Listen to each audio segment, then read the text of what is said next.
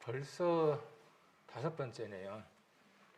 그러니까 시작하는 게 어렵고, 그다음 또 어떤 결과가 나오든 나오지 않든 그 목적지까지 변함없이 꾸준하게 가는 그것이 또 어려운 것 같기도 합니다.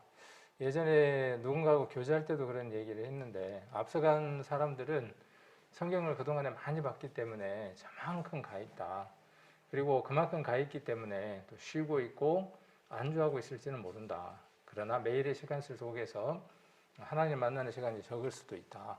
그런데 지금 구원받았지만, 조금 늦게 구원받았지만, 하루에 아침이든 저녁이든 30분씩이든 정해진 그 시간이 빠지지 않고 꾸준하게 모인다면 6개월이고 1년 뒤에는 분명히 변화된, 또 뭔가 믿음 안에서 채워져 있는 내 모습을, 또 변화되어 있는 그런 모습을 발견할 수 있을 것이다. 그런 교제를 한번 한 적이 있습니다. 모든 일들이 다 그런 것 같아요. 운동도 그런 것 같고, 그 운동도 목표치를 처음에 높게 잡잖아요.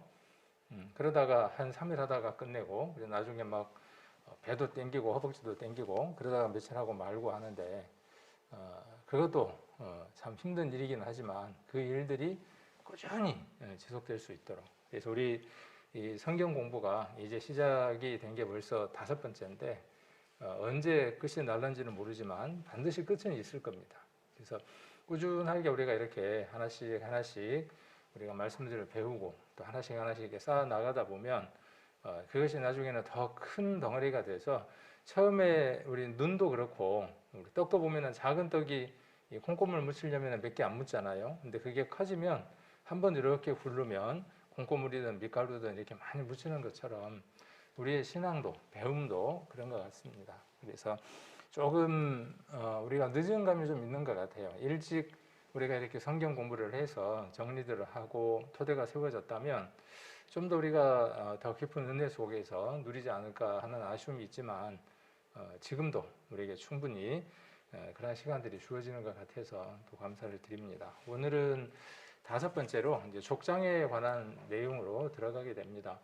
그래서 창세기에 나와 있는 족장은 4명의 족장이 나옵니다. 그래서 그 족장에 대한 내용들을 오늘부터 살펴보게 되고, 그래서 아브라함에 대한 얘기를 살펴보게 되는데, 오늘 이 말씀도 아브라함에 관한 말씀입니다. 그래서 아브라함에 관한 얘기를 할 때에 내가 내 말을 준행하였다, 이렇게 이야기를 하고 있습니다. 지난번에 우리가 노아 이야기할 때도 노아가 하나님의 말씀을 준행했다라고 나오거든요.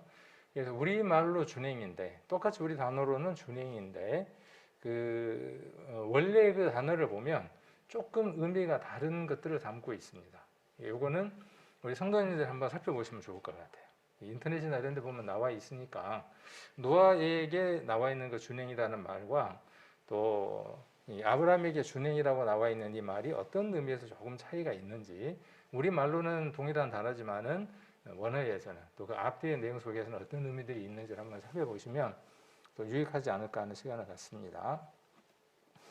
성경을 공부하려면 노력이 좀 필요합니다. 그냥 설교 시간에 들어서 그것으로서 이렇게 이제 만족하고 끝내려면, 지난번에도 이제 잠언 얘기를 했지만 게을리 얻은 양식이 되어집니다. 그래서 상구에 배를 띄워서 먼 데서부터 양식을 싣고 오려면 어떤 부지런함도 필요하고, 또 부지런함만 갖고 내는 게 아니라 반드시 도구가 필요합니다. 그래서 성경을 공부할 수 있는 도움이 되는 것들을 가져다가, 옛날에는 우리가 성경 낱말 사전이 최고였죠. 예전에 그랬던 것 같아요. 처음 우리가 이제 성경 볼 때에는 성경 낱말 사전이나 그 다음에 관주가 되어 있는 사전들을 보고 성경을 이해하는 데 많은 도움을 받았습니다. 지금은 많은 유익한 것들이 나와 있으니까 그런 유익한 것들을 가지고 우리가 가지고 있는 그 기준들 속에, 뼈대들 속에서 하나하나 이렇게 세워나가면 큰 도움이 될 겁니다. 그래서 우리가 컴퓨터를 사용하시는 분들은 이런 사이트 정도는 등록을 해놓고 사용을 하시면 좋겠다 싶어요. 그래서 하나 성경이라고 하는 게 있습니다. 그래서 H 바이블이라고, 그냥 하나 성경이라고 이렇게 검색을 하시면 됩니다. 그래서 즐겨찾기라든지 이렇게 등록을 해 놓으시고 쓰시면 좋은데, 하나 성경의 특징은 지도나 도움되는 그림들이 많이 나옵니다. 그래서 우리가 보는 그 한글은, 우리가 보는 성경은 그냥 이렇게 종이에 까만 글씨로만 되어져 있다면, 하나 성경 같은 경우는 만일 우리가 지금 아브라함에 대해서 배운다, 아브라함이 어떻게 이동했다, 그러면 그 지도에 대한 것들이 중간중간 삽입이 되어 있습니다. 그래서 성경을 조금 더 이해하는 데 도움이 될 수 있고, 그 다음 또 하나는 성경이 지금 우리가 보는 것은 그냥 묶음이 순서가 시대순이 아니거든요. 그런데 이 하나 성경은 시대순으로 성경을 읽을 수 있습니다. 그래서 그런 점들이 그 하나 성경의 도움입니다. 그래서 우리가 보는 이 개역 성경을 보면서 이것도 함께 이렇게 보시면 좋겠다는 생각이 들고요. 하나는 이제 그 소금 성경이라는 게 있습니다. 이 소금 성경의 장점은 옛날 관주예요. 우리 그 관주 성경이 있었죠. 우리 글자가 이렇게 옆으로 써진 글자에 성경 하나하나에 전부 다 관주가 붙어 있었고, 그 관주를 따라서 쭉 성경을 공부하다 보면요, 입체적으로 그려집니다. 처음에 제가 이제 성경을 그렇게 공부를 했던 기억이 납니다. 근데 이 소금 성경은 모든 성경 구절을 그렇게 관주화해서 서로 연결을 지어놨어요. 그래서 이 소금 성경도 성경을 공부할 때 좀 도움이 될 겁니다. 우리가 아침에 유튜브라든지 인터넷을 보다 보면 어떤 소식이 하나 올라오잖아요. 그 소식을 보다 보니까 그 밑에 뭐가 하나 또 있잖아요. 그걸 또 누르죠. 누르다 보니까 또 그거 밑에 또 다른 게 또 나와서 또 누르죠. 그러다 보면 아침 내내 뭐만 보든가요? 인터넷 뉴스만 보다가 아침 시간이 다 가기도 하죠. 저만 그런가요? 네. 그럴 때들이 있습니다. 혹하다가 종종 있으면 안 되고, 그런 것과 같아요. 이 소금 성경은 그렇게 되어져 있는 성경입니다. 그래서 끊임없이 쭉 연결되어져서 어떤 그림들을 그려줄 수 있는 특징을 갖고 있습니다.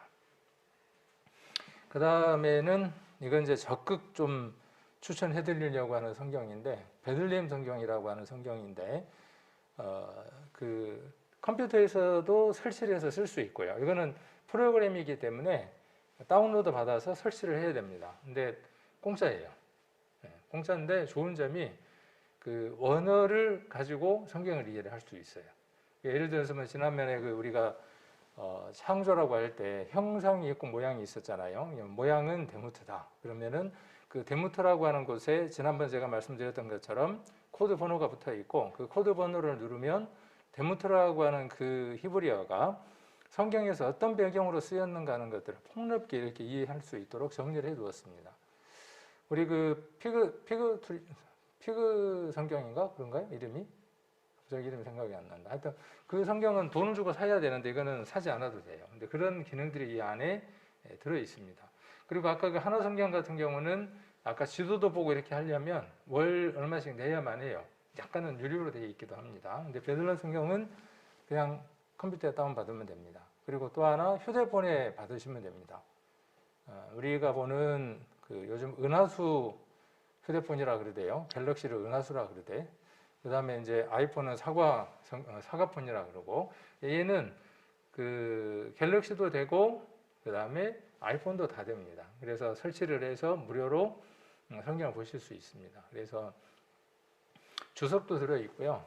그 다음에 아까 그 단어에 관계된 것들도 들고, 그래서 성경을 좀 깊이 이렇게 이해하고 싶으면 이 성경을 설치를 해서 쓰시면 좋겠다는 생각이 듭니다.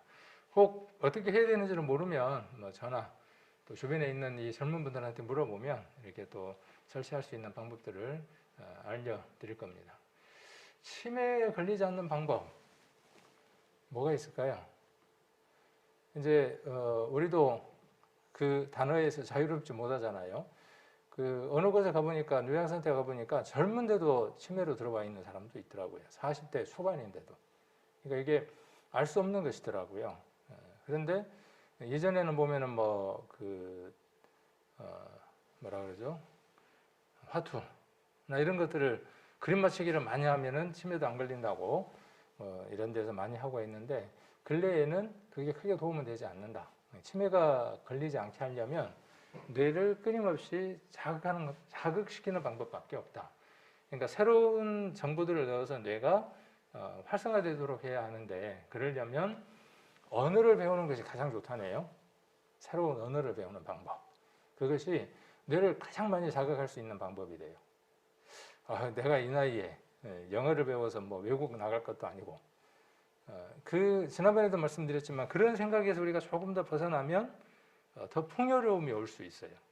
제가 성경 읽을 시간도 없는데, 물론 맞는 얘기죠.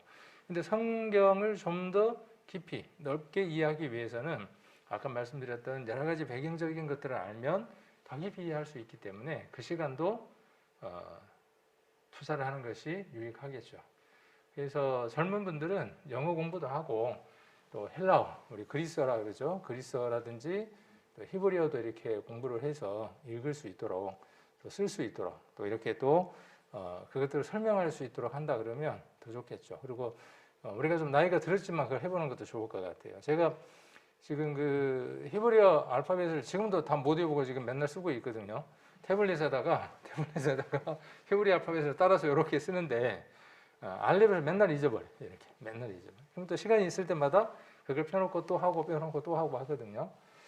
휴대폰에서 얼마든지 그런 것들을 우리가 시도해 볼 수 있습니다. 그래서 우리들 몸도 좀 더 총명하게 유지하는 방법이고 하나님께 더 가까이 갈 수 있는 방법들이기 때문에 뭐 유튜브라든가 이런 것들로 정치 얘기로 시간을 보내는 것보다는 또 어떤 드라마나 세상적인 어떤 그런 소식들로 내 머릿속을 채우는 것보다는 그런 것들로 우리가 시간을 채울 수 있다면 유익하겠죠.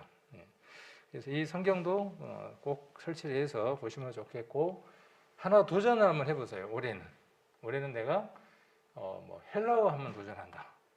아니면은 뭐 히브리 한번 도전한다. 아니면은 한자 검정 시험을 내가 한번 도전을 한다. 그래서 뭐 몇 급, 5급 한번 그걸 준비를 하려면은 정보들을 얻어야 되겠죠. 그리고 또 시험이 어느 정도 나오는지 레벨을 살펴봐야 되겠죠. 한문이 그러면 세상적인 것만 가져다 주느냐? 그렇지 않더라는 거죠. 한문 속에서도 하나님에 대한 부분에 대한 것들을 우리가 또 부분적으로 읽을 수 있어서 유익하죠. 그리고 아까도 이야기했던 것처럼 덤으로 한자를 쓰면서 또 어떨까요? 좀 더 에너지가 발산되고 목표성도 생기고 그러겠죠. 그래서 나이를 가지고 여러분 스스로를 제한하거나 눌러 앉아 놓지 말고, 얼마 전에 98세 할머니가 뭐 하냐면 그 찬송가를 이렇게 치시더라고. 찬송가도 치고 더 배우려고 막 하시더라고. 그러면서 제가 보기에는 98세니까 사실 날이 얼마 남은 것 같아요. 100세까지 사신다 그래도 2년밖에 안 남았잖아요. 뚜렷한 목표가 있으시더라고요. 내가 이걸 해서 뭐 연주회라만 하겠다거나 그런 목표들을 갖고 계시더라고요. 그래서 다른 사람들에 비해서 훨씬 더 그 총명하고 또 활동감 있는 삶들을 살아가죠. 그런 목표들이. 그리고 이게 찬양을 또 반주를 하니까 훨씬 더 마음이 또 즐겁겠죠.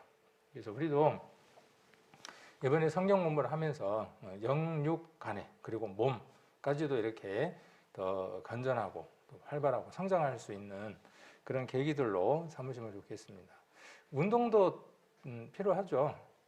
운동 필요 없나요? 제 주관은 숨쉬기 운동만으로 충분하다. 이게 제 주관이고 생각이었는데 그렇지 않더라고요. 지난번에 한번 그 몸이 막 굉장히 안 좋고 다운이 될 때가 한번 있었어요. 그래서 그날 월요일 주일날 그랬구나. 주일날 그래서 겨우 이제 설교를 마치고 좀 나아질 것 같았는데 안 나아졌는데 수요일날 또 설교가 들어 있더라고요. 정말 힘들더라고요. 다른 분이 할 수 있으면 좋겠는데 수요 설교가 짜질 때는 그날 설교를 하실 수 있는 분이 없기 때문에 제가 들어가 있거든요. 대부분 짜져 있을 때 누구에게 이렇게 부탁도 할 수도 없고 갑자기 또 안 되고 해서 했었는데 이제 결국 병원에 가보니까 요 목에가 문제가 있어서 그 말을 많이 하지 마라 그러고 운동하라 그러고 늦은 시간에 뭐 먹지 마라 그러고 뭐 많이 먹지는 않았지만 늦은 시간에 그래서 오래 살려고 잘 살아보려고 하는 게 아니고 건강을 지켜야만 또 하나님 일을 잘 할 수 있는 것이 또 등식이 성립이 되는 거기 때문에 내가 내 자신을 튼튼하게 하기 위한 것이 아니라 주님을 위해서 또 여러 일들을 위해서 필요하다면 그것도 해야 될 일들이라는 생각을 합니다. 그래서 그런 목적의식이 우리가 정확히 해야 되지 않을까라는 생각을 해봅니다. 그렇다 그러면 그 일은 꾸준히 할 수 있어요. 목표가 그 목표의식이 무엇이냐는 것에 따라서 중간에 흐지부지 될 수 있고 또 지속될 수 있고 그런 것 같습니다. 또 하나는 이것도 제가 이제 많이 보는 성경인데 리포브 바이블이라 그래서 이거는 장점이 많은 성경 번역본들을 한꺼번에 볼 수 있습니다. 휴대폰에서 볼 수 있는 겁니다. 컴퓨터에서는 안 되고요. 그래서 10개 뭐 그 이상의 어떤 성경들을 내가 뭐 일본어를 할 수 있다. 한문을 잘한다. 또 영어도 내가 할 수 있다. 헬라 히브리어를 할 수 있다. 그러면 그런 여러 언어들을 한 화면 속에다가 다 놓고 비교를 해가면서 성경을 볼 수 있습니다. 그래서 훨씬 더 폭넓은 이해를 할 수 있습니다. 그래서 그 원문에 헬라어나 히브리어에 기록되어 있는 그 내용들을 이 나라에서는 어떻게 번역을 했는가 하는 것들에 대한 이해도를 좀 더 높일 수 있기 때문에 이 성경도 적극 추천을 드리고, 또 하나 이거의 장점은 검색을 잘해줄 수 있어요. 내가 성경을 읽었는데 성경 구절이 막 떠올라요. 근데 찾으려고 하니까 어느 생각이 안 나요. 그럴 때 검색을 아주 강력하게 해줄 수 있는 이 어플이기도 합니다. 그래서 이런 그 몇 개의 어플들을 휴대폰이라든가 컴퓨터에다 이렇게 넣어 놓으시고 활용을 하신다면은 게을리 얻은 양식이 아니라 상고의 배를 통해서 부지런히 얻는 양식들을 분명히 섭취할 수 있고, 그렇게 섭취된 것들로 또 다른 성도들에게 양식을 나눠줄 수 있고 또 복음도 전할 수 있는 또 그런 길이 될 겁니다.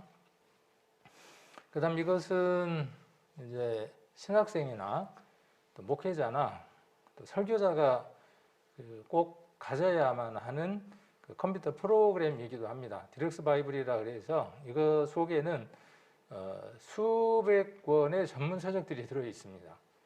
그래서 이 한 성경에 대해서 이해하기 어렵거나 또 여러 어떤 해석들이 있을 때 그 해석들을 비교적 이 복음주의 관점에서, 성경 자체의 어떤 관점에서 이해를 해줄 수 있도록, 왜곡되지 않도록 해줄 수 있는 기본이 되는 툴이기도 합니다. 이건 좀 가격이 좀 비싸겠죠.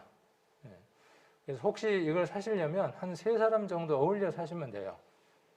한 성경을, 한 프로그램을 3사람이 어울려서 사가지고 나누면 됩니다. 3사람이 쓸 수 있어요. 3대의 컴퓨터에 넣을 수 있습니다. 그래서 이것도 사시면 좋겠는데, 이제 욕심이 많은 분들은 필요할 것 같고, 그래서 설교 어떤 본문이 정해지거나 내가 성경을 보고 싶을 때에 그 내용들을 앞뒤로 읽고 이런 그 프로그램들을 통해서 내가 이해하고 내가 전달하려고 하는 내용들, 또 교제하려고 하는 그 내용들이 성경 전체나 또 앞서간 믿음의 선진들이 기존에 그 성경들을 어떻게 봐왔는가에 대한 도움들을 얻을 수 있는 거죠. 그래서 혹 내가 성경을 잘못 이해하고 있다 그러면 바로잡을 수 있는 그런 도구들이 됩니다. 그 다음에는 이제 책꽂이에 이런 책 하나가 있으면 좀 있어 보이죠. 근데 별로 있어 보이지는 않는데 이것이 있으면 또 좋기도 해요.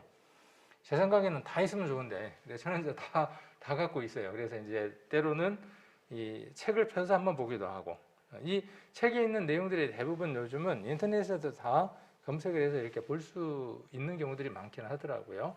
그래서 이 카리스 종합 주석이 있으면, 또 아까 그 디럭스 바이블을 이렇게 글자로 옮겨 놓은 거고, 이 주석을 아까 그 디럭스 바이블에다가 넣어 놓은 거거든요. 그래서 이렇게 종이로 된 이것들 한번 쭉 읽어보면 또 거기에서 더 많은 도움들도 받을 수 있고 합니다. 그래서 이런 그 도구들을 적극적으로 이렇게 이제 활용을 하셔서 성경을 좀 폭넓게 보셔서 스스로를 교육을 하고, 그 교육한 것들로 또 이 교회 안에서 더 많은 사람들을 양육할 수 있도록. 우리 지난번에 그 인물 한 사람 기억나는 인물이 있나요? 어떤 인물이 있냐 하면 구레네 사람 시몬이라고 하는 사람. 그 구레네 시몬이라고 하는 사람이 안디옥 교회에서 교사로서, 선지로서 일을 했던 것들을 기억할 겁니다. 그래서 그가 억지로 십자가를 졌지만 피치 못한 어떤 사정으로 골고다 언덕에서 예수님의 십자가를 함께 졌고, 그 십자가에서 예수님과 함께 동행하는 시간을 가졌고, 예수님과의 어떤 어떤 일들이 있었겠죠.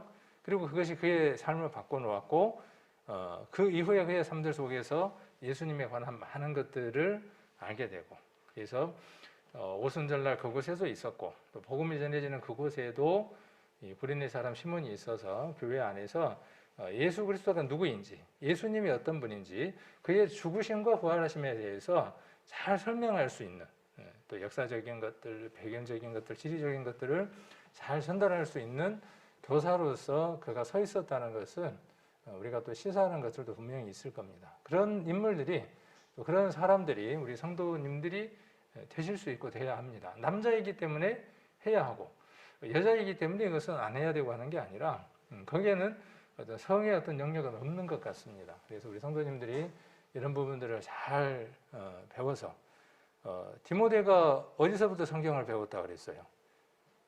할머니로부터? 할아버지로부터? 누구로부터? 누구로부터 배웠을까요? 그것도 이제 한번 찾아보십시오, 한번. 그래서 무릎 위에서 또 그런 말씀들 우리가 충분히 전달해 줄 수 있는 매체가 누구냐 하면, 때로는 아버지가 될 수도 있고, 때로는 어머니가 될 수도 있고, 때로는 할머니로서, 때로는 할아버지로서 손주를 이 무릎팍에다가 안고 흔들면서 재우면서 성경을 이야기할 수 있고, 그것이 신앙의 어떤 물림들이 되어져서 믿음의 가정을 형성하는 데 도움들이 되겠죠. 자, 그래서 지난번 했던 것들 한번 정리를 해보면, 아담 시대에 대한 걸 배웠죠. 1장부터 5장까지의 내용을 우리가 한번 배웠습니다. 1장부터 2장까지는 창조에 관한 내용을 배웠고요. 3장에서는 뱀으로 말미암는 타락에 대한 내용을 배웠고, 4장과 5장에서는 가인과 아벨에 대한 얘기를 배웠습니다. 한쪽은 어떤 족보였죠? 족보에 대한 얘기예요. 흐름에 대한 얘기예요. 그래서 한쪽은 가인에 대한 흐름에 대한 내용이고요. 한쪽은 누구에 대한 얘기예요? 셋. 그렇죠. 셋. 아담의 후손에 대한, 셋에 관한 내용에 대한 이야기를 담고 있는 것이 5장의 내용이었죠. 그리고 그 둘의 충돌에 대한 내용이, 그리고 이 셋의 후손들이 타락하고 사람들의 아들들로 말미암아 자기의 소유를 삼는 그 일들이 세상에 관영하는 것으로 이렇게 표현되어져 있는 것으로서 6장이 시작되어지죠. 그래서 그것이 노아 홍수에 관한 얘기로 연결이 되어집니다. 그래서 노아 홍수 시대는 6장부터 11장까지의 내용이 됩니다. 6장부터 10장까지가 홍수에 관한 내용이고, 홍수 전, 홍수 중, 홍수 끝 이렇게 되어져 있었죠. 노아가 방주 안에 있었던 시간은 얼마였죠? 방주에 들어갔던 시간, 나왔던 시간은 성경에 기록되어 있었죠. 중요한가요? 그럴 수 있어요. 그러나 그 오랜 시간에 있었다는 것에 대한 어떤 이해를 우리가 할 필요가 있겠죠. 그곳에는 인내도 필요하겠죠. 한 번도 경험해보지 못한 경험들을 하는 거죠. 배라고 하는 걸 타본 일이 없는 사람들이죠. 그들이 물 위에 떠서 멀미도 경험하지 않았겠습니까? 많은 것들을 경험했을 겁니다. 그리고 간절히 바라는 것은 땅에 내려가서 사는 것을 간절히 원했을 겁니다. 그 기간의 길이가 얼만큼인가는 우리가 그 기간이 얼만큼인지를 알아야 그렇게 긴 시간을 이렇게 우리가 좀 실감을 할 수 있겠죠. 그래서 노아 600세 되던 해 며칠이었죠? 하도 오래된 일이라 기억이 안 나나요? 2월 며칠 날. 601세 되던 해 2월 며칠 날. 그러니까 1년 하고도 며칠 하고 지난번에 봤었죠. 제가 기억을 하는 것 같아요? 못하는 것 같아요? 제가 이 연막 전술을 쓰는 거예요. 아는 것 같기도 하고 모르는 것 같기도 하는 이 연막 전술을 제가 쓰고 있습니다. 그래서 오랜 기간 동안 배 위에 있었던 것을 우리가 기억을 해볼 필요가 있습니다. 그 긴 시간 동안 그 배 위에 있었다가 그들이 땅으로 내려와서 가장 먼저 한 일이 뭐였어요? 까마귀 날려보내고 비둘기 날려보내고 여러 일을 한 다음에 방주의 문이 열렸을 때 제일 먼저 한 일이 뭐였어요? 우와, 자유다, 땅이다, 이제 망고 땡이다 그랬어요? 아니면 어떻게 했습니까? 그렇죠. 단을 세우고 번제를 드렸던 것이 노아가 가장 먼저 했던 일인 것을 우리가 기억해야 될 필요가 있는 거죠. 자, 그 다음 바벨탑 사건이 11장에 이렇게 기록이 되어 있습니다. 그래서 이 시대를 또 어느 책에서는 원역사라고 이렇게 정리하는 사람들도 있습니다. 책마다 각각 다르긴 한데 우리는 그냥 네 토막으로 지금 나누고 있는 거죠. 왕국과 왕국 그 이후, 그러니까 왕국과 왕국 그 이후, 그 다음에 예수님 시대, 사도 시대, 그 다음에 왕국 이전 시대 이렇게 우리는 네 개로 그냥 나누고 있고 그 네 개 중에서 한 부분, 한 토막인 시대, 한 토막을 7시대로 지금 나누고 있는 거죠. 아담 때부터 시작해서 어디까지였죠? 사사시대까지 이렇게 7시대로 나누고 있는 것을 우리가 지금 같이 일을 하고 있죠. 그래서 원역사에서는 4개의 중요한 사건을 지금 다루고 있는데 1장부터 11장까지 창조되었다. 그 다음에 인간이 타락했다. 하나님이 타락한 인간을 홍수로 심판하셨다. 그 다음 심판 이후에도 그들이 여전히 어떻게 했다. 하나님과 대적하는 일들을 했다. 그래서 여기에서는 물리적인 창조에 있어서 하나님의 절대 주권, 그래서 절대 주권에 대한 것으로 이렇게 이야기를 나누고 있습니다. 옆에 그림이 좀 이뻐서 재밌게 누가 그림을 해놔서 한번 가져와 봤어요. 아담과 하와가 가인과 아벨을 낳죠. 그리고 가인의 그 족보는 어떻든가요? 4장에서 가인이 성을 쌓았죠. 기억하시나요?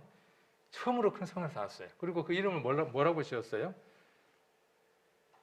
처음으로 성을 쌓았어요. 그 이름을 뭐라 그랬어요? 처음으로 성을 쌓았어요. 처음으로 성을 쌓았다고. 에녹이라는 말이 처음, 시조 그런 뜻이잖아요. 그렇게 이제 이해를 하면 좀 쉽겠죠. 근데 그 에녹과 동일한 인물이 또 하나가 있었죠. 아담의 7세 손 에녹. 그 에녹도 시조인데 어떤 시조예요? 아담은 가인은 하나님을 대적하기 위한 어떤 자기의 영역을 만들어가는 것 속에서의 시조로 성을 쌓았어요. 근데 에녹은 어떤 사람으로서 하나님 안에서 죽음을 보지 않고 들려올라갈 사람들의 표본 시조로서 에녹이 출발이 됐어요. 그래서 이런 그 서로 비교되어지는 부분들이 성경을 읽을 때에 굉장히 흥미롭게 한다는 거죠. 이런 부분을 알고 읽으면은 흥미롭다는 거죠. 아벨은 시기로 가인의 시기로 죽죠. 아벨은 죽습니다. 그리고 아벨 대신해서 하나님이 누구를 주셨냐면 셋을 주셨어요. 그래서 셋의 이름이 뭐죠? 이름의 뜻이 하나님이 아벨이 죽었어요. 그래서 그 아벨을 대신해서 아들을 하나 주셨어요. 셋의 이름이 뭐예요? 대신. 아벨을 대신해서 주셨다 그런 뜻이에요. 그러니까 그렇게 이해가 쉬워요. 이렇게 흐름들을 보면 이해가 쉽습니다. 그리고 셋이 누구를 낳느냐 하면 에노스를 낳죠. 그 에노스라고 하는 사람이 비로소 누구 이름을 불러요? 하나님 이름을 부르기 시작한 것을 기록을 하고 있죠. 그리고 거기에서 게난이 나오고 마할랄엘이 나오고 에녹이 나오고 무드셀라가 나오고 라멕이 나오죠. 왜 이 얘기를 쭉 성경은 이야기를 해야만 할까요? 그게 성경이 이야기하고자 하는 흐름이죠. 빼대죠. 여기서 이야기하고자 하는 것들이 있다는 거예요. 쭉 이야기하고자 하는 요지가 있다는 거예요. 그걸 읽을 수 있어야 하겠죠.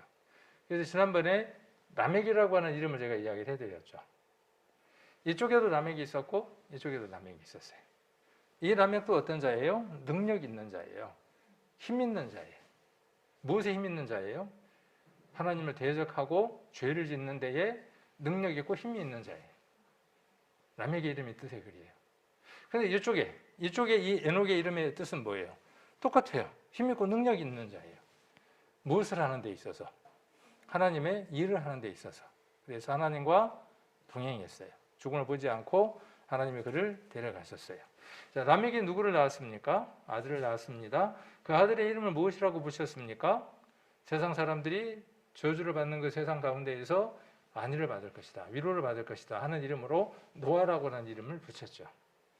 그러니까 라멕은 노아를 낳을 때에 세상이 하나님의 저주로 말미암아 심판받을 것을 알았다는 거예요? 몰랐다는 거예요? 알았다는 거예요. 지난번에 우리가 성경을 찾으면서 그 얘기를 했었죠. 그 성경만 한번 찾으면서 확인 한번 해볼까요? 5장입니다. 창세기 5장 28절. 라멕은 182세에 아들을 낳았고 이름을 노아라 하여 가로되 여호와께서 땅을 저주하심으로, 그렇죠. 그 저주의 소식을 들었다는 거죠. 라멕은 누구로부터 들었을까요? 그의 아버지 무드셀라로부터. 무드셀라는 그 얘기를 누구로부터 들었을까요? 에녹으로부터. 무드셀라가 하루는 학교를 갔어요. 그때 학교가 있었는지 없었는지를 모르지만 재밌게 한번 생각을 해보는 거예요. 아니면 동네 그 자치기를 하러 구슬치기를 하러 놀러를 갔는데 애들이 막 놀리는 거예요. 뭐라고 놀렸을까요? 야, 이 좋은 세상에 멸망이 어디 있다냐. 그렇게 놀렸겠죠. 그리고 네 이름 좀 봐라. 네 이름의 뜻이 뭔지 아냐? 우리 이름 옛날에 잘못 지으면 학교에서 맨날 놀림 당하잖아요. 그죠? 초등학교 때도 그렇고 중학교 때도 그렇고 고등학교 때도 어떤 이름에도 맨날 놀렸죠. 우리요. 학교 다닐 때 보면 박정도 집사님도 우리 놀림을 많이 받잖아요. 정도껏 해야 된다 그러고 말을 갖고 다 어떻게 하느냐 하면 그렇게 장난들 합니다. 어떤 이름에도 갖고 하죠. 근데 무드셀라라고 하는 이름은 얼마 동안요? 어마어마한 긴 시간 동안 놀림을 당했을 거라는 거예요. 그 놀림을 받던 아들이 누구를 찾아와서요? 아버지를 찾아와서 아버지, 왜 내 이름을 이렇게 지어놨어? 아들이 그렇게 묻습니다. 아버지가 아들에게 뭐라 그러겠어요? 아버지가 아들에게 뭐라 그러겠어요? 야, 내 말 좀 들어봐라. 하나님이 내게 이 경건치 않는 시대에 경건치 않는 삶을 살아가는 사람들에게 심판을 내린다는 메시지를 주셨다. 그 소식을 듣고 네 이름을 그렇게 지었다. 그러니까 네 이름은 굉장히 중요한 이름이야. 왜? 네가 죽는 날이 하나님이 세상을 심판하시는 날이라고 하나님 말씀하셨기 때문이야. 세상에는 분명히 심판이 있어. 근데 아버지 이 이름 바꾸면 안 될까요? 안 돼야? 그랬겠죠. 이 얘기를 제가 왜 할까요? 그리스도인들은요, 세상에서 그렇게 짓밟히는 이름들입니다. 놀림을 당하는 이름들입니다. 지금 이 시대에 코로나가 이렇게 창궐 하면서요, 그리스도인들이 지혜롭고 정말 희생하는 그런 삶들을 살아가는 모습으로서 세상 사람들에게 빛과 소금의 역할이 돼야 되는데 이기적인 모습들, 어쩌면 그들에게 있어서 당위성이지만 믿지 않는 사람들에게는 손가락질을 당할 수 있는 그런 삶의 모습들을 살아가는 겁니다. 그래서 그렇지 않는 수많은 사람들까지도 싸잡아서 뭐라 그러냐 하면 저것들은 이라고 손가락질을 받습니다. 저것들은 세상이 끝난다 그러면서 교회 큰 것만 봐봐. 저것들은 세상 끝난다 그러면서 사는 것만 봐봐. 저것들은 그러면서 따라다니는 이름이 뭡니까? 그리스도. 이걸 뭐라고 부릅니까? 예수쟁이들. 안디옥 교회에서부터 출발했던 그 이름들. 그 이름들이 계속 따라다니는 거죠. 우리는 뭐라 그래요? 하나님 아버지, 내가 뭘 이렇게 일찍 구원을 받아갖고 하고 싶은 것도 못 오고 이름 바꾸면 안 될까요? 우리는 그러지 않죠. 우리는 그러지 않습니다. 근데 오늘은 문득 그 생각을 한번 해본 거야. 무드셀라하고 에녹의 그 관계를 생각을 한번 해보면서요. 그 긴 시간 동안 그들은 얼마나 많은 놀림을 받았을까? 얼마나 많은 손가락질 속에서 살아갔을까? 그러함에도 불구하고 그 하나님의 들은 말씀의 메시지를 자녀들에게 내려서 주는 것에 대해서 서슴지 않았다는 것. 그래서 무드셀라가 그 소식을 누구에게 전달했다는 겁니까?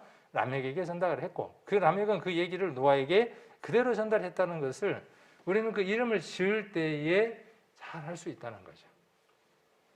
그래서 이러한 것들을 우리가 지난번에 한번 살펴보는 시간을 가졌습니다. 그래서 노아가 세 아들을 낳았고 그 세 아들로 말미암아 다시 인류가 번성되기 시작을 합니다. 그렇게 했던 사람들이 다시 시날 평지에서 바벨탑을 쌓았는데 그 바벨탑을 쌓았던 주도자가 누구라 그랬죠?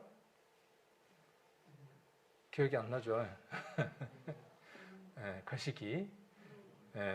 그 이름의 뜻이 뭐예요? 특이한 사냥꾼이에요. 특이한 사냥꾼. 그렇죠. 여호와 앞에 특이한 사냥꾼이에요. 새나 사슴이나 이런 걸 잡는 사냥꾼이 아니고 뭘 잡는 사냥꾼이에요? 사람의 영혼을 사냥하는 사냥꾼이에요. 그래서 뭘 하는 겁니까?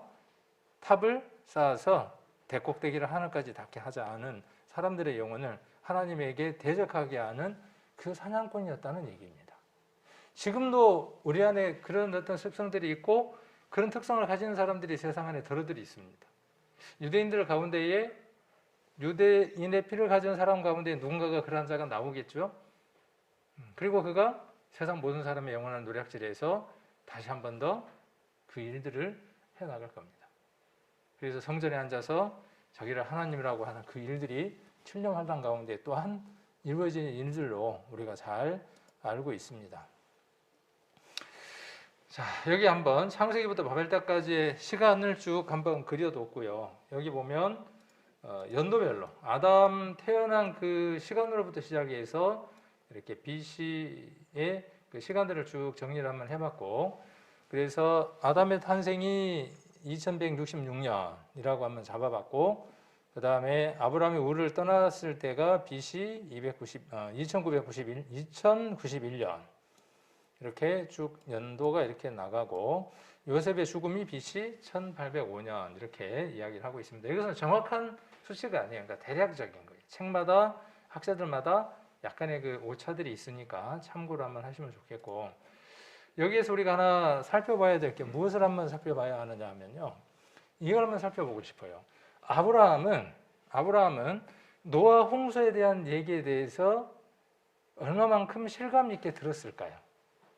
우리가 성경을 통해서 노아 홍수에 대한 얘기를 듣는 것과 아브라함이 듣는 것과 어떤 차이가 있을까 하는 걸 한번 상상을 한번 해보려고 하는 거죠. 우리는 책을 통해서 읽는데 아주 오래된 것들을 우리가 듣는다는 거죠. 그렇죠. 굉장히 오래된 얘기인 거죠. 아브라함에게 어떨까요? 아브라함에게 노아 홍수의 사건은 어땠을까요?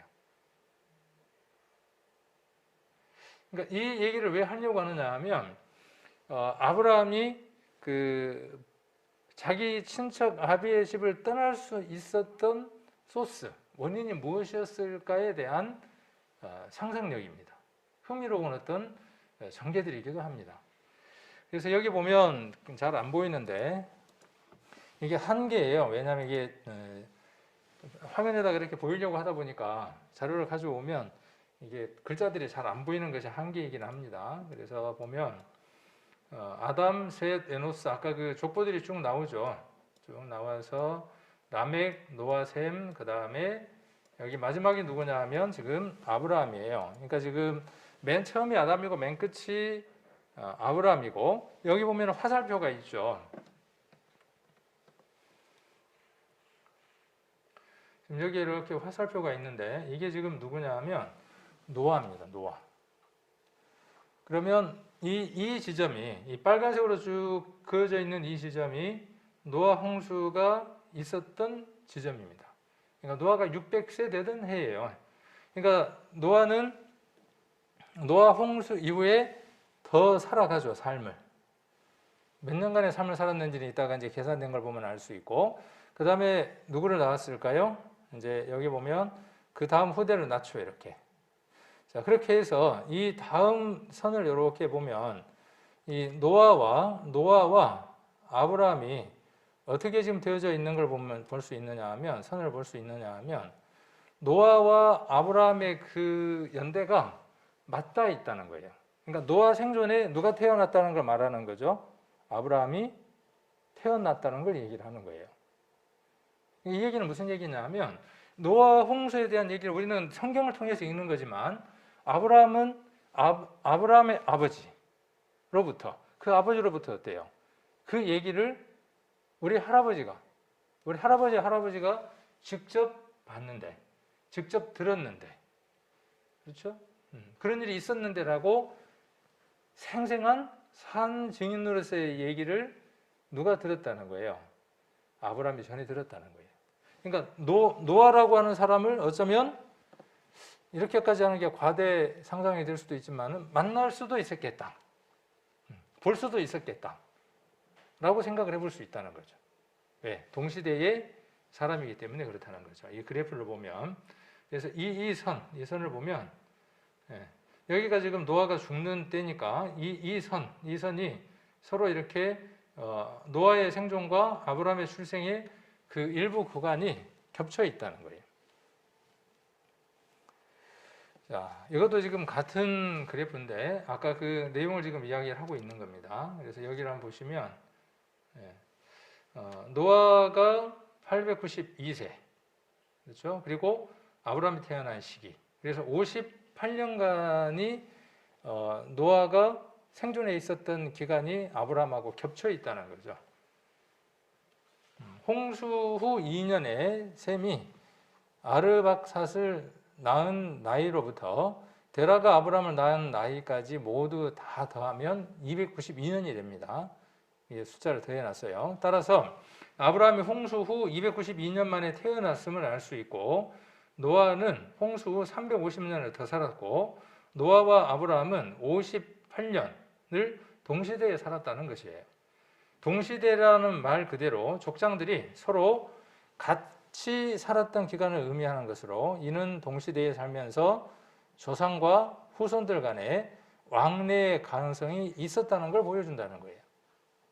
그러니까 제가 아까 그렇게까지 넓게 봤지만 노아와 아브라함은 어떤 가능성이 있다는 거예요? 만났었을 가능성도 있다는 거예요.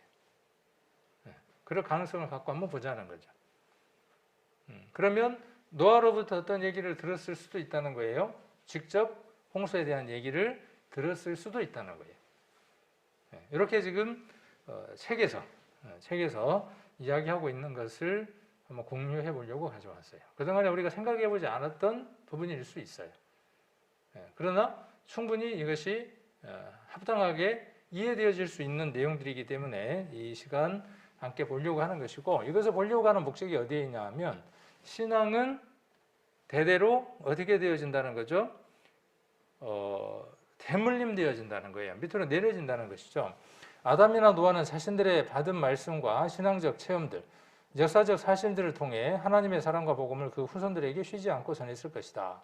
죄짓기 전 세계와 죄 지은 후의 세계를 모두 보고 경험했던 아담, 그리고 대홍수 심판의 원인과 그 경과를 몸소 겪었던 노아가 여러 족장들과 동시대에 살고 있었다는 것은 분명 그 후손들에게 많은 신앙적 영향을 주었을 것이다. 실제로 아담의 구대손 라멕이 그의 아들 노아를 낳고 이름을 지으면서 했던 신앙 고백을 통해 그가 아담으로부터 신앙을 전수받았다는 사실을 확인할 수 있다. 창세기 5장 28절 29절이죠. 라멕은 인생의 괴로움과 슬픔의 원인이 인간의 타락과 하나님의 저주임을 깨닫고 약속하신 여자의 후손 곧 메시아를 간절히 기다리는 삶을 살았던 것이다. 이렇게 족보를 통해 족장들의 동시대의 생존 시간을 기간을 계산함으로써 신앙의 대물림이 이루어지고 있음을 추정할 수 있다 그랬어요. 그래서 아까 그 라멕이 아들을 노아라고 짓고 성경에 그렇게 기록했던 것에 대한 시대적인 것에 대한 어떤 계산으로서 이 계산을 한번 해보았다라는 얘기입니다. 그래서 충분히 노아와 아브라함이 동시대의 삶을 살았으므로 노아에 대한 그 경험들이 아브라함에게도 전달될 수 있었다고 하는 것들을 우리는 잊지 말아야 한다는 것이죠. 이 얘기는 무엇이냐 하면 우리가 끊임없이 무엇을 이야기해야 한다는 것이죠? 노아처럼 어떻게 해야 한다는 것입니까? 아니면 그 위에 사람들처럼 어떻게 해야 된다는 것이죠? 에녹처럼, 무드셀라처럼, 라멕처럼, 또 노아처럼 그 얘기가 어디에 전달될 수 있도록, 아브라함에게 전달될 수 있도록. 그러면 우리가 충분히 무엇을 이해할 수 있느냐 하면, 하나님의 아브라함을 부르셨을 때 그 아브라함이 그 부름에 반응하고 나갔던 것들에 대한 배경이 무엇인가에 대한 것들도 우리가 이해할 수 있다는 것이죠. 물론 하나님이 부르시면 하고 나가죠. 뭐 이거저것 안 따지고 나가죠. 그러나 이런 배경적인 것들을 우리가 이해를 한다면은 그럴 수 있겠구나. 그리고 우리도 마찬가지겠죠. 우리도 우리의 어떤 신앙들 속에서 그 믿음에 대한 내용들을 끊임없이 후대들에게 전달함으로 말미암아 그 가운데 누군가가 하나님의 부르심을 받아서 또 하나님의 귀한 일들을 할 수 있는 또 다른 일꾼들이 되어지겠죠. 그래서 우리의 입으로 말하는 겁니다. 우리가 들은 것들, 우리가 경험한 것들을 말하는 거죠. 전달하는 겁니다. 자, 그래서 족장시대에 대한 내용으로 이제 들어가게 되는데 12장부터 50장까지가 족장에 관한 내용입니다. 그래서 네 족장에 관한 얘기, 아브라함에 관한 얘기, 12장부터 24장까지가 아브라함에 대한 얘기입니다. 25장부터 26장까지가 이삭에 관한 내용입니다. 그리고 27장부터 36장까지가 야곱에 대한 얘기입니다. 그리고 37장에서 50장까지가 요셉에 대한 얘기입니다. 그리고 그 속에 욥기가 들어 있습니다. 욥기는 여기에서 지금 별도로 몇 개 그 주차로 나눠져 있는데 욥기에 대한 내용은 우리가 정리를 하지 않고 그냥 넘어가도록 하겠습니다. 왜냐하면 욥기는 우리가 긴 시간 동안 공부를 했기 때문에 욥기에 대한 내용들은 어느 정도 배경들을 가지고 있으니까 욥기에 대한 것들은 우리가 넘어가도록 합니다. 이 성경 스케치에서는 아브라함에 대한 얘기가 끝나고 난 다음에 욥기 얘기를 상당 부분 다룹니다. 근데 그 부분은 우리가 바로 아브라함에서 이삭으로 넘어가도록 하겠습니다. 이것도 아까 네 개의 중요한 역사를 원역사다 이렇게 나누었죠. 근데 여기는 이 네 개의 그 네 명의 족장을 족장 역사다 이렇게 나누었습니다. 그래서 네 명의 주요 인물을 보면 아브라함, 이삭, 야곱, 요셉에 관한 얘기입니다. 하나님이 부르시는 부름에 관한 것이죠. 콜링에 관한 겁니다. 하나님이 부르시는 거죠. 그래서 신적 부르심, 하나님의 어떤 부르심, 그 다음에 신적 탄생, 신적 돌보심, 신적 통제에 관한 내용들에 대한 것들을 우리가 네 명의 족장들의 이야기를 통해서 우리가 이해해 볼 수 있게 되죠. 옆에 있는 것은 누구죠? 이스라엘. 이스라엘이면 누굽니까? 이스라엘의 옛날 이름. 야곱의 족보죠. 야곱의 족보에 대한 거를 누가 그림을 이렇게 아기자기하게 이쁘게 그려놨더라고요. 그래서 레아를 통해서 서로 두 여자가 자식 낳기 경쟁을 벌이죠. 그래서 여기에서 요셉이라고 하는 인물이 태어나죠. 이렇게 야곱에 통해서. 그래서 누구를 통해서 태어나나요? 라헬인가요? 레아나요? 레아? 라헬? 네. 맞아요? 네. 이쪽이 나오구만 이렇게. 네. 그래서 빌하를 실바 또 빌하를 통해서 태어난 자녀들도 있고요. 그래서 요셉 그다음에 베냐민 이렇게 이제 태어난 걸 볼 수 있고 이 시대에 지금 욥이라고 하는 사람의 얘기를 여기다 이렇게 넣어 놓은 걸 볼 수 있습니다. 자, 그다음 자, 어디서부터 성경의 스토리가 출발을 하느냐 하면 여기 에덴으로부터 이야기가 출발을 합니다. 물론 이 에덴의 위치에 대해서는 책이라든지 학자들에 따라서 위치가 차이들이 있습니다. 그래서 이것은 우리가 이해하고 봐야 될 필요가 있는데 우리는 에덴 동산의 위치가 지금 어디에 있다고 이해를 하고 있죠? 여기 페르시아만 안에 에덴 동산이 있다 이렇게 이제 이해를 하고 있는데 그 이해를 가지고 에덴 동산이 여기 있다 그럼 위치적으로 좀 혼란이 올 수 있어서 조금 보정을 하는 겁니다. 그래서 이런 부분들은 우리가 가변적으로 좀 이해를 할 수 있는 넓이들이 있으면 좋겠다 하는 생각이 듭니다. 그래서 에덴 동산이 있었고 그 다음에 우르라고 하는 것 이곳에서 아까 있었던 사건이 뭐 어떤 사건인가요? 바벨탑 사건이 있었고 노아 홍수의 사건이 이곳에서 있고 이곳에서 하나님이 아브라함을 불러서 그렇죠? 여기에서 그리고 여기에서 지금 어떤 얘기가 나올까요? 여기에서 아브라함의 아버지 데라에 대한 족보가 정리가 됩니다.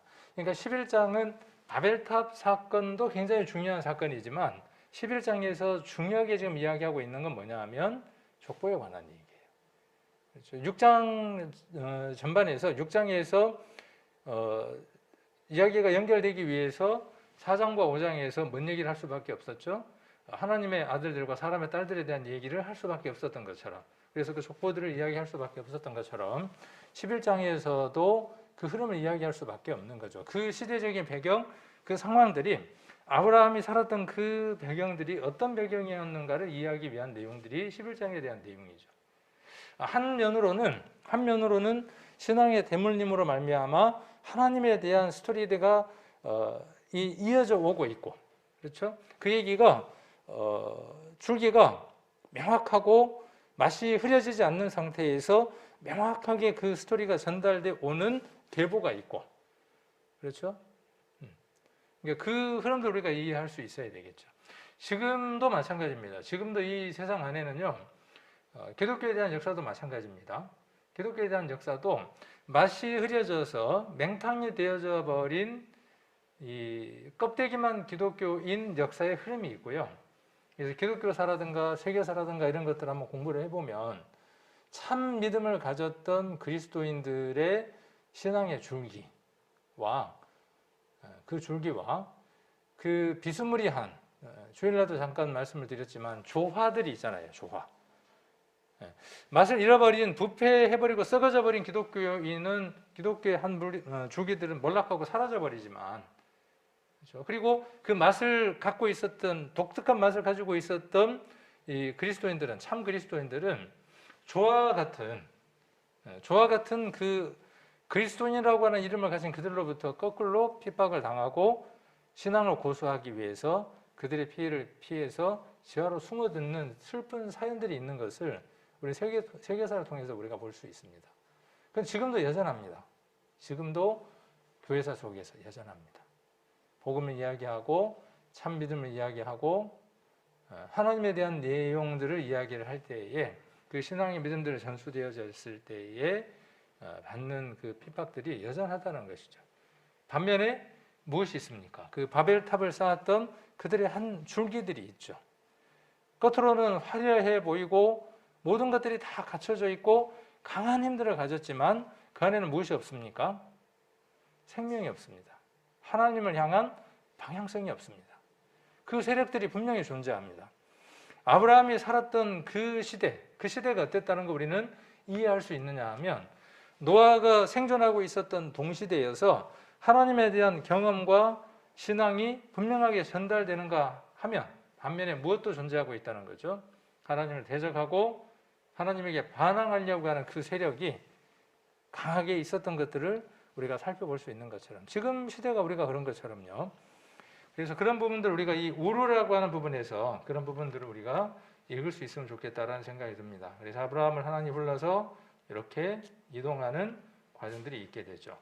아브라함의 이동 경로와 나머지 세 그 족장들의 이동 경로가 거의 유사합니다. 많은 점들이 닮아 있는 것을 볼 수 있습니다.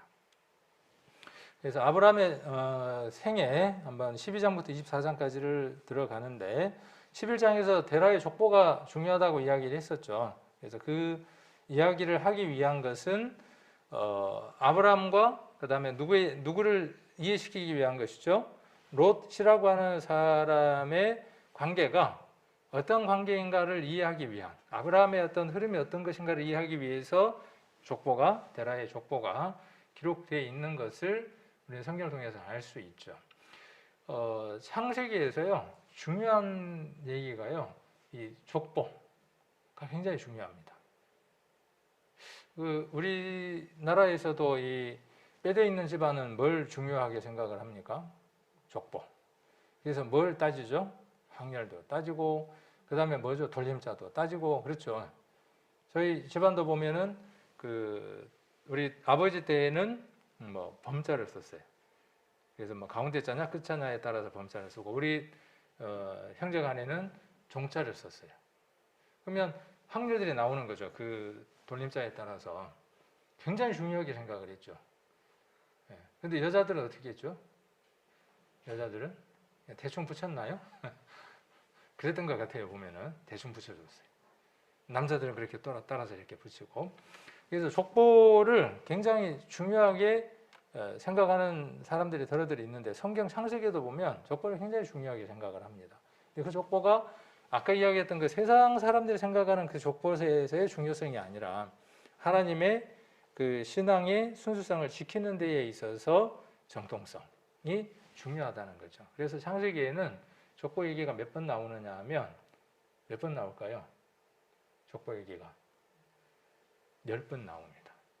10번에 걸쳐서 나오는데 그 족보를 톨레도트라 그럽니다. 톨레도트라고 이야기를 하는데 여기 보면 톨레도트라고 이야기를 합니다. 족보 히브리어에서 그래서 계보, 후생, 출생, 세대 탄생한 자들의 전 생애의 역사나 업적을 요약한 기록에 사용되는 단어고 단순한 인명 나열이 아닌 누구의 아들이 누구의 아들이다 누구의 아들이다 그 얘기를 적는 것을 족보라고 말하지 않고 특별히 창세기에서 나와 있는 족보는 톨레도트라고 하는 이 히브리어 단어를 쓰는데 이 톨레도트라고 하는 그 단어의 의미는 뭐냐 하면 구속사적으로 그리스도가 어떻게 이 세상에 오실 것인가 그리스도의 어떤 대가 어떻게 이어질 것인가 하는 관점에서 기록하고 있는 선별된 족보라고 하는 점이죠. 그래서 톨레도트라는 이 단어를 한번 좀 기억하셔도 좋을 것 같고요. 그래서 몇 개의 톨레도트가 나오냐 하면 10개의 톨레도트가 나옵니다. 그래서 톨레도트를 보면 요거보다는 다음 게 더 이해가 쉬우니까요. 여기 한번 보시면 이렇게 하늘과 땅에 대한 족보, 아담 자손에 대한 족보, 노아 가족에 대한 족보, 노아 자손에 대한 족보, 셈에 대한 족보, 데라의 족보. 우리가 지금 11장에서 우리가 지난번에 한번 살펴봤었죠. 이스마엘의 족보, 이삭의 족보, 에서의 족보, 그 다음에 야곱의 족보 이렇게 기록되어 있습니다. 그래서 보면 대략이 이러하다라는 말이 톨레도트, 그러니까 족보라는 것이죠. 그 다음 계보, 사적 이런 말로 지금 번역됐다는 거죠. 후에, 셈의 후에, 데라의 후에, 그 다음에 이스마엘의 후에, 아브라함의 아들 이삭의 후에, 그 다음에 에돔 곧 에돔의 대략. 대략이라는 말이 무슨 말이냐 하면 그 족보다 그런 뜻입니다. 야곱의 약전이라고 이렇게 기록되어 있습니다. 그래서 이런 그 단어들을 보면서 이 얘기는 특별히 예수님하고 연관된 어떤 얘기를 하기 위해서 특별히 도입된 정제들이구나 라고 이렇게 이해를 해야 될 필요가 있습니다. 자, 그 다음에 이제 출발 한번 해보는 거죠. 이제 서두에 얘기가 길었는데 오늘 첫 번째 출발 지점만 이야기하고 이야기가 정리가 되고 다음 또 다른 지역으로 이동을 해야 될 것 같습니다. 그래서 아브라함에 대한 얘기, 아까 12장부터 24장에 대한 얘기를 쭉 한번 읽으시고 다음 우리가 성경 공부를 하게 되면 좀 더 이해가 좀 되겠죠. 그래서 이것은 아브라함의 이동 경로입니다. 그래서 위성 지도에다가 이렇게 아브라함이 어떻게 이동했는가에 대한 것들을 그려놓은 것이죠. 지금 이 창세기를 공부할 때 우리 성도님들이 인터넷에서 지도를 하나 이렇게 준비를 하십시오.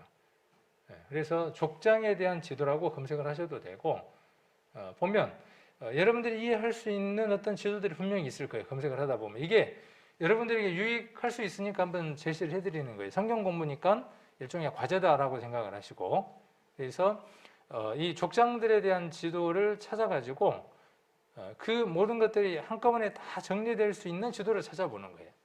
그거 하나를 놓고 창세기를 쭉 읽어 나가면 우리가 좀 더 성경을 입체적으로 이해를 할 수 있겠죠. 지도가 왜 중요할까요? 지도는 아주 중요합니다. 성경을 읽는 데 있어서 이 지도는 아주 중요합니다.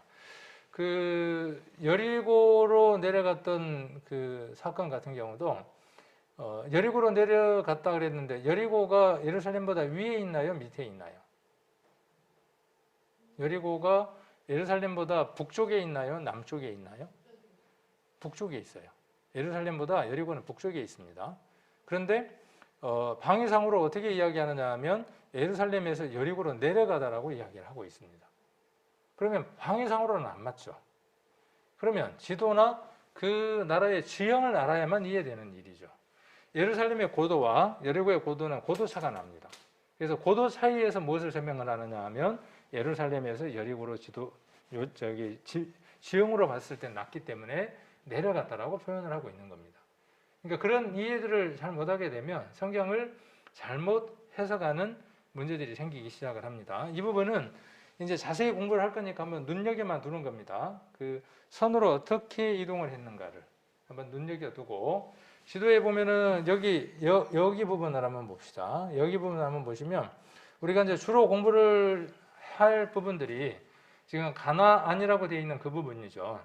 그래서 밑에서부터 한번 읽어보면 부엘세바가 있고 헤브론이 있고 베델이 있고 베델 옆으로 아이가 있어요. 아이. 우리가 그 아이성 할 때 그 아이, 그 다음에 세겜, 그 다음에 무기또, 두로, 그 위에가 시돈 이렇게 돼 있고 다메섹이 있습니다. 그러니까 이 지명들은 머릿속에다 넣어두실 필요가 있어요. 계속 우리가 족장 이야기를 할 때에 계속 나오기 때문에 그렇고 애굽은 어디에 있습니까? 애굽은 남쪽이죠. 이스라엘 예루살렘 중심으로 봤을 때에 베델 중심으로 봤을 때 남쪽에 애굽이 있고 그 다음에 아람은 어느 쪽으로 있죠? 아람은 동쪽으로 있죠. 지중해는 어느 쪽으로 있습니까? 지중해는 베델 중심으로 해서 서쪽에가 있죠. 그러니까 이런 방위들을 한번 생각을 하시면서 사해는 어디에 있나요? 보니까 사해. 저기 보면은 가운데 이렇게 푸른색으로 보이는 부분 좀 큰 거 있죠. 큰 호수. 여기가 사해. 그 위로 쭉 올라가서 조그맣게 이렇게 돼 있는 부분이 있죠. 무기또 옆으로. 거기가 어딜까요? 갈릴리입니다. 그래서 갈릴리와 사해를 기억하시고 옆에 이렇게 돼 있는 서해안의 이렇게 지형들도 한번 머릿속에 담아두시고 이것들을 기억하시고 공부를 하시면 좋고, 이것들 하나 프린트를 해서 성경신 옆에다가 우리가 상세히 공부할 때 넣고 다니면서 이렇게 짚어가면서 공부를 하면 더 도움이 되지 않을까 싶습니다. 이것은 도표로 그려놓은 것이죠. 자, 우리 성도님들은 살아가시면서 이사를 몇 번 해보셨나요? 이사 쉽던가요? 어렵던가요? 이사 참 어려워요. 요즘은 이제 이사심센터 부르면 와서 다 해주는데. 근데 이사에는요, 사연들이 있습니다. 그렇죠? 이사들마다의 사연들이 다 있습니다. 추억이 있고요. 그 안에는 가족들 간에 많은 이야기들이 얽혀 있습니다. 아브라함의 이 이동은 이사죠. 그 이사를 통해서요, 그 아브라함의 애환이라든지 기쁨이라든지 그가 하나님 앞에 어떤 일들이 있었는가에 대한 내용들을 우리가 이해할 수 있게 되고 그 과정들을 하나하나 밟아가는 과정들이 됩니다. 창세기 12장을 한번 보겠습니다. 창세기 12장 1절, 2절 같이 한번 보시겠습니다. 여호와께서 아브람에게 이르시되, 아브람입니다. 아브람 동그라미를 쳐놓고 아직은 아브람. 자, 친척 아비 집을 떠나 내가 내게 지시할 땅으로 가라. 내가 너로 큰 민족을 이루고, 민족에다가 한번 동그라미를 쳐보시고, 그렇죠? 민족. 그 다음에 앞에 12장 1절에 내가 내게 지시할 땅에다가 한번 동그라미 쳐보시고, 그렇죠? 땅이 있어야 하고, 그 다음에 민족이 있는 거죠. 2절에 민족이 있고, 그 다음 내게 복을 주는 것이죠. 그래서 이 세 가지를 한번 기억해 보시면 좋을 것 같아요. 땅과 민족과 복. 자, 그래서 2절에 내가 너로 큰 민족을 이루고 내게 복을 주어 내 이름을 창대케 하리니 너는 복의 근원이 될지라. 하나님이 아브라함에게 부르시고, 아브라함이 원해서입니까? 그냥 원하지 않았는데 일방적인 겁니까? 완전 일방적인 거예요, 이건요. 그죠? 아브라함이 원치도 않았어요. 이제 앞뒤에 어떤 문맥들 읽어보면 전혀 그런 게 없습니다. 그냥 하나님이 일방적으로 아브라함을 어떻게 하시는 거예요? 부르시는 거예요. 일방적으로. 하나님이 여러분을 향한 부르심이 어떻든가요? 그 일방적인 거예요. 물론 간절히 찾았던 사람들도 있지만, 자, 그래서 이제 어디에서 출발을 하는 겁니까? 출발지는 어디입니까?